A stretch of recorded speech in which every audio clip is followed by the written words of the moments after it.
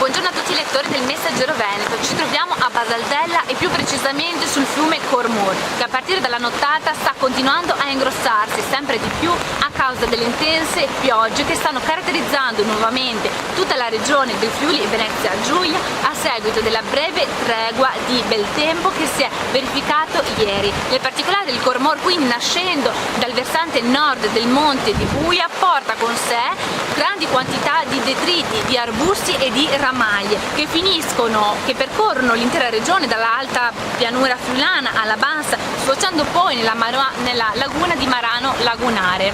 E dunque piogge intense e anche temporalesche caratterizzeranno nuovamente tutto il territorio regionale. Sono gli ultimi giorni, da 4-5 giorni a questa parte la protezione civile è allertata, è operativa in tutto il territorio, nello specifico a Udine sono decine e decine i volontari che si stanno alternando e stanno intervenendo a seguito di segnalazioni giunte da cittadini, nel particolare per salvaguardare zone quali sottopassaggi che stanno continuando ad essere allagati. Appunto l'ultima segnalazione risale alla giornata di ieri. Per ora quindi il Cormor rimane sotto controllo, ma nelle prossime ore il suo livello potrebbe alzarsi sempre più.